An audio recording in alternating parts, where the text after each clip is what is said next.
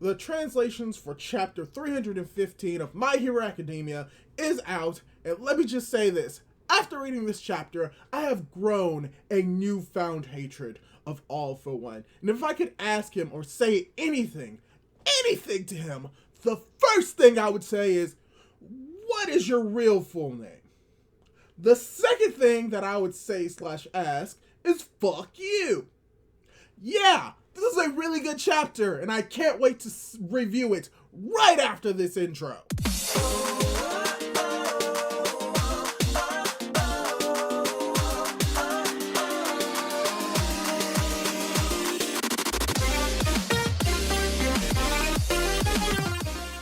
Hey guys, how's it going? It is your boy, Big Blue Drew 97 here, coming at you with another My Hero Academia manga chapter review. This time reviewing manga chapter 315, titled Cover Up. And let me just say, yeah, this was a very, very good chapter.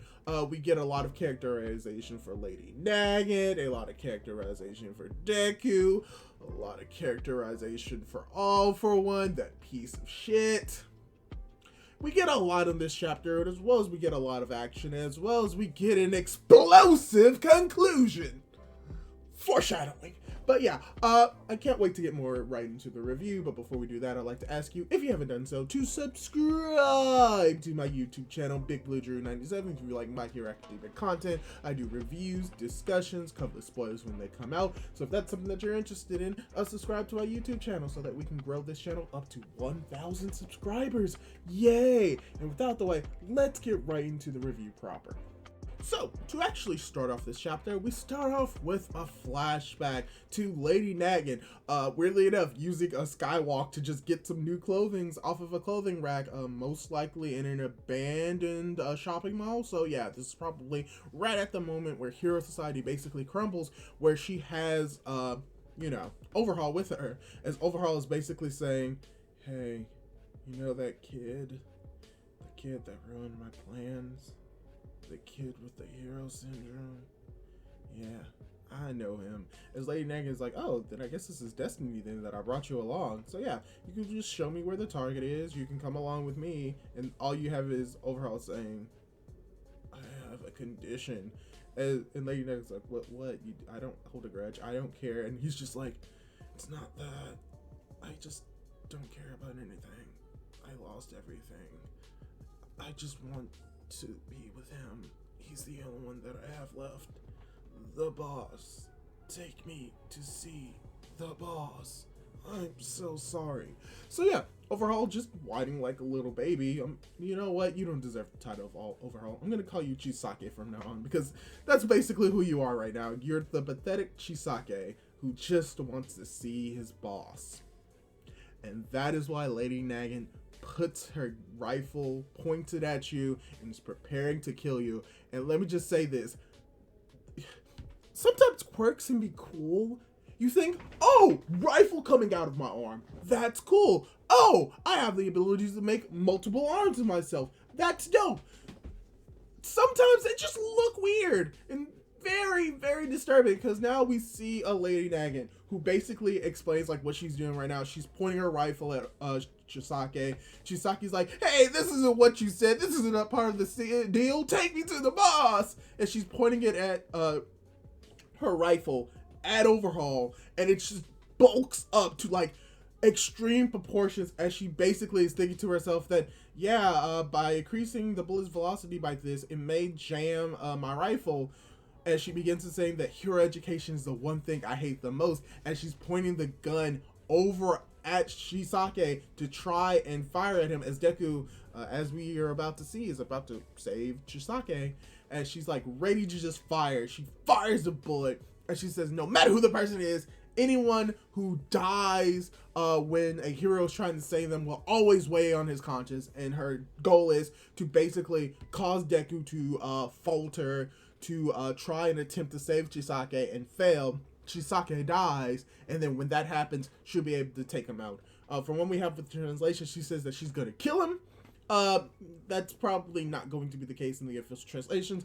Most likely, she says take him down to some extent, because her goal isn't to actually kill Deku, it's to take him in, like, immobilize him and take him to All For One, so that doesn't make sense. But yeah, her basic goal is to attempt or kill Chisake, because she believes that Deku will hesitate, and through that hesitation, she'll be able to take advantage of that moment when Chisake dies, Deku fails to save him, and then she'll win. Unfortunately, she doesn't know who Deku is. He's the person that's going to be the next greatest hero, as well as he has a strong focus on saving people, because as soon as she fires off that rifle, she notices that Deku is already in the process of, like, going to save Chisake, as he basically attached his black whip to a oncoming building and basically launched himself forward while the bullet is being fired. As Lady Nagant looks at this, as we actually get a more proper translation, as well as a proper, like, title box for the quirk Fajin, where we get that Fajin, by repeating regular motions, I can store and release kinetic energy. Technically, you're storing kinetic energy as potential energy and then releasing that potential energy, but I'm gonna get off that soapbox. And basically what we get is that while she was apparently, Lady Nagant was shooting her bullets at Deku, and Deku was stretching his legs in order to protect his body. By doing that, he was also building up quote-unquote kinetic energy into his body, as well as now he's using All For One 45%, and adding the centrifugal force to it.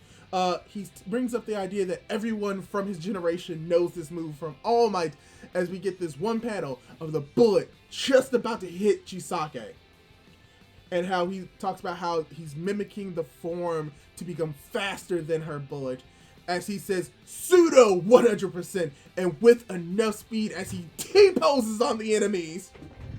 T-poses! I can't do it. T-poses on the enemy. He saves Chisake from being shot with a bullet, to Lady Nagant's surprise, because, I mean, to be honest, do you expect a kid to be faster than a bullet?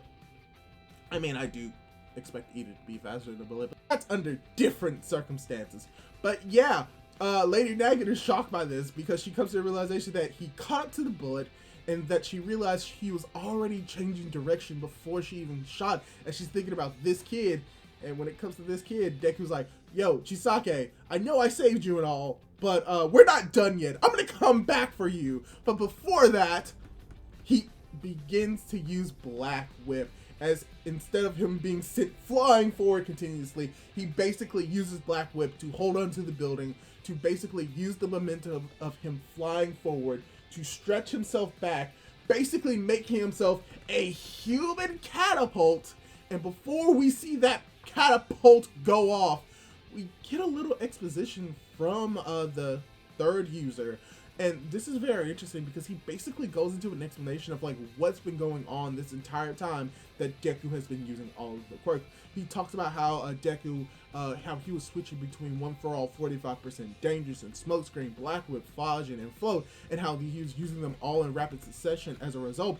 But his processing couldn't keep up with his his movements halted. Basically, what this is saying is that during this entire fight, Deku was fighting not at 100%. Like, he used a pseudo 100% attack, but that this entire time, like, he was going from one quirk to another quirk to another quirk to another quirk to another quirk, and that was putting strain on him. Basically, what the third user is saying is that he hasn't been using the quirks effectively, and that Deku, during his previous attack, actually realized that he wasn't using his quirks effectively and using them to the best of their ability. So instead of continuously using all of these quirks in succession, he's only using One For All, Black Whip, and Fajin. And that's very interesting because it shows that even though he just started using Fajin, he's still capable, even though he's unable to use all of these quirks at once or able to use them all in succession effectively, he's still most likely capable of using 3 quirks more or less at the same time, or 3 quirks in succession, and being able to do it effectively. As we also get the confirmation that when he uses Fajin, something very interesting about the quirk is that not only is it like storing up power throughout his entire body, but it's most likely storing it up in a specific limb. meaning that if he's charging up the kinetic energy in his arms, like just bending his legs back and forth, or if he were to store it, if he were to store the kinetic energy by like moving his legs back and forth, as it's said in this chapter, or even moving his arms back and forth, it's not like when it's released all throughout his body. It's specifically from the area that gathered the kinetic energy. So if he gathers it from his arm and punches it, it's released through his arm. Or if he gathers it through the other arm, it's released through the other arm. And in this case, he used Fajin in one of his legs, but because he only used it in one, he has it stored up in the other. And so as he catapults himself using Fajin, using Black Whip, as well as using One for All, he's able to release a pseudo Manchester Smash! And by doing so, breaks Lady Nagant's rifle as he says that your rifle arm is done. It's over, Lady Nagant. Oh, that was actually awesome, and it happened in an instant. It was great. And she realized that he did this without hesitation. She just begins to realize, wow, this kid right now, he did all of this as if it was like natural, as if it was second nature. And then after this moment, she begins to reflect on herself as her Skywalk quirk begins to fail her, as she begins to fall, and she's beginning to think that, wow, when did I become a shit person? When did all of this started sounding negative to me? And as she's falling, you know exactly what happens. You know exactly what happens. Deku, while she's falling, extends his right hand and catches Lady Nagant while he's still in the air using float as well as all for one. As he basically says that, yeah, you know that bullet that you shot? Yeah, the trajectory was a little off. Also, if you were truly on the same side as All for One, instead of, you know, shooting that radio bullet at me, you would have shot me in the back. So why don't you just work with me, work with us, fight along with us? You understand that you've seen the dark side, meaning that you know where the light is. So work with us, help us, become a hero because you're still a hero at heart. Basically, Deku tries to use Naruto's Talk no Jutsu, and it's very effective, as well as seeing the fact that while he was doing all of this damage, while he was using his quirk in succession, while he was using All for One, while he was using Fajin, most likely, his arm took damage, even with the bracer on his arm, as we see blood dripping down it. And that's something that Lady Nagant realizes, and I think she comes to the conclusion that not only did he do all of this without hesitation, he did it while his arm was broken, while his arm was damaged. Oh wait, yeah, I think that's when he got shot, possibly, maybe. But either way, she looks at this like, wow, you're just so heroic. Izuku Midori, you're truly... Wait, what's going on with her face? Why is her face look like it's breaking apart? Why do we see All for One on the other side?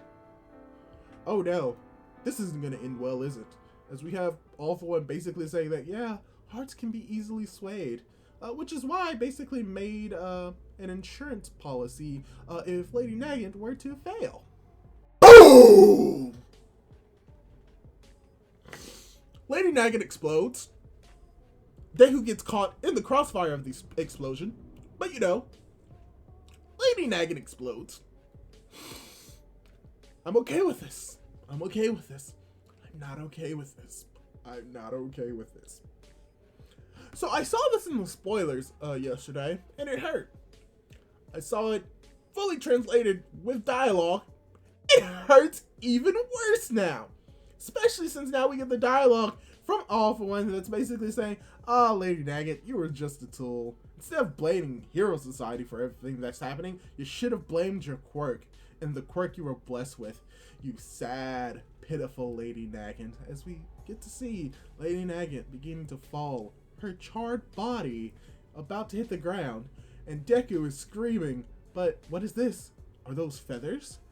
Are those Hawks' feathers? Is that Hawks? Yeah, it's Hawks. Yeah, that's exactly what the image is showing. Yeah, that's definitely Hawks saving his senpai as he's telling her to not die. Oh, we're going to get a revamp of not Midnight, Night Eye. We're gonna get a repeat of Night. Please don't kill Lady Nagant. Please don't Hirikoshi. Like, thematically and story-wise, yes, she should be dead because it's gonna put a weight on Deku and it's gonna give Deku even greater motivation to defeat All For One. But she's such a good character. Don't kill her off. So yeah, that's the chapter. Nothing that I can really say, but it was fucking amazing. I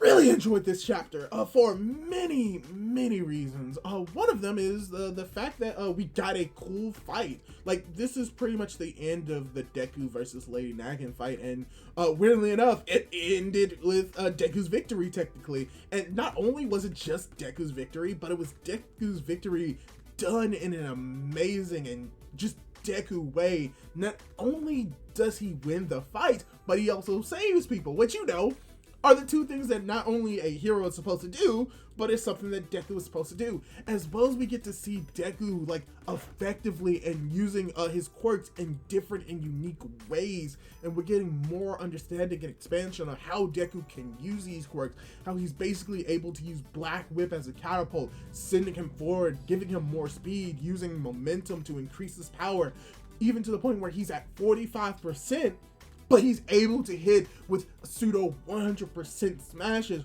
which shows that if he was to use that Black Whip and 100%, or even use Fajin at 100%, he could probably output more power than a fully powered, fully strong, fully, what's the word I'm thinking of, powered All Might. And that's just amazing, and how he's still able to do all of this while also being able to try and attempt to manage Danger Sense, Smokescreen, and Float, and also to reveal that when it comes to him using all these quirks, that it still does have a negative effect on him. He's unable to use it effectively. His movements are stilted for the most part, basically meaning that his movements are rough, they're rigid, they're unrefined, and that's because he still is having problem processing all of these quirks, which makes sense because that's also something that even Shigaraki is having problems with, trying to use all of the quirks that he has at once. Once again, showing the parallels between Deku and Shigaraki. But I would say a major benefit that we see in the chapter is that at the very least, we know for a fact that he can most likely deal with 3 quirks, not necessarily at the same time, but he can most likely use 3 quirks in succession without it doing a whole lot of harm to his actual movements, as we see when he uses Fajin, All For One, as well as Black Whip. So it's going to be very interesting to see how he's able to use these quirks in other fights moving forward, the other creative ways that he can apply these quirks, as well as seeing how even though he uses All Might's move to try and save Shigaraki, he kind of adds his own twist to it. Instead of him just being able to do it off full strength, he's able to use strategy to save Chisake. And the fact that he's willing to save Chisake, but still is yo, I'm gonna deal with you later. It shows that he still hasn't forgiven Chisake for the shit that he did, which, I mean, to be honest, what Chisake did, it was horrible. He tortured a girl, he tortured Eri, took away her smile, experimented on her. And the fact that Deku is saving him, people are most likely going to be angry at that. But I mean, just because he's a villain does not mean that he deserves to just be outright shot to death. I mean, some people would argue for that, and I would not tell them otherwise, but I mean, still, he's still a person in the end. He's not a monster, a actual monster. He's a person, he's a human, and Deku's goal is to save people. He plans on saving Shigaraki, and you could say Shigaraki has arguably done worse things in Overhaul than Chisake. I mean, to be honest, torturing a little girl, I would probably still put him above Chisake. But, you know, he's still done some bad stuff. Shigaraki has still done some bad stuff. And if Deku was willing to save Shigaraki because he wants to be saved, then what is to say that Chisake didn't want to be saved? And if he wanted to be saved, Deku had to save him because he wanted to be saved. So, yeah.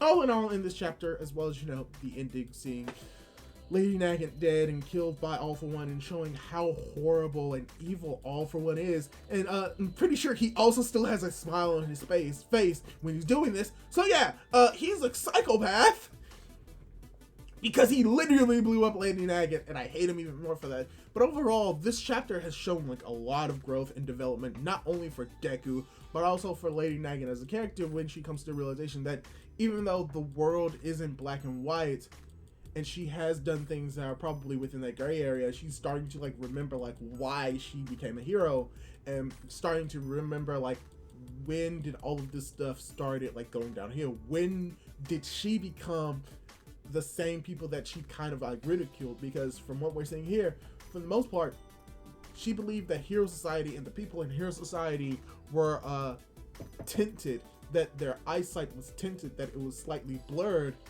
But ironically enough, her eyesight, her thoughts, what she saw was also blurred as well, because the world is in a shade of gray, but her eyesight only allowed her to see the black and white. So that's a cool dichotomy that you can like pull from this chapter as well as the last chapter, as well as the fact that we get to reveal that both Hawks has his feathers back, at least a few of them, showing that his feathers are growing back, meaning that eventually we're going to get Hawks back, and that's all that you can really ask for, as well as the fact that he was the one to save Lady Nagant, the one that he most likely had a relationship to, because she is technically his senpai, he is her kohei. So yeah, it's going to be very interesting to see whether or not she survives this, and the interactions that we're going to see between Lady Nagant and Hawks, because even if she survives this, which I really hope that she does, her rifle is basically broken, and probably like Hawks, it could eventually heal. But I would say that after this, she's going to be out of the fight, out of the story for a significant amount of time, and that we may not see her until like everything with Hero Society or a new Hero Society or whatever happens at the end of the story happens, and then we'll see her then. Or it could be like one of those things where Deku is told that she's dead when she's actually alive, because they're trying to hide her, because even though she did some horrible stuff, she's still a good person at heart. So there's a lot that can really happen in this upcoming chapter, but for the most part, this fight has ended. Most likely we're going to see what happened to actually Lady Nagant, if she's alive, if she's dead. Most likely both Endeavor and Best Genius are going to appear next chapter, and I think this may be like the temporary end for us following Deku as a hero on his own for the most part, being followed by the other pro heroes. We may get to see what All Might is doing, if he was able to stop those villains. We may get more confirmation of that next chapter, but I think that this may be the starting of the end for this like small like mini arc. So hopefully, most likely within the next few chapters, we may actually cut over to UA and see what they're doing, or we could still follow Deku fighting more villains of his past. He may even run into Stain, he may even run into Best Genius. He's already run into Chisake, so we may even get more of an interaction between Deku and Chisake and see like how he really feels about him. There's a lot that could happen next chapter over the next few chapters, and all I know is that I'm very excited to see what's going to be going on, and hopefully you're going to be excited as well and continue watching my reviews and my discussions and all of that in the future. So yeah, that's all I really have to say about this chapter so far. Really loved it, thought it was very amazing, a lot of good action, a lot of good story, a lot of good character development from Deku, Lady Nagant, and we got to see Hawks and a big explosion, and we get to hate on All For One even more. So all I can really say is, what did you think of this chapter? Did you like it? Did you dislike it? What do you think? Do you think that Lady Nagant is dead? Do you think that she can still play a more important role in the story moving forward? Or do you think that she's just straight up dead? Leave your thoughts down in the comments below. Rest in peace, Lady Nagant. Leave a like on this video, hit that bell to be notified for whenever I upload, subscribe to my YouTube channel, do all that cool jazz, and hopefully I can catch you in my next video. Goodbye!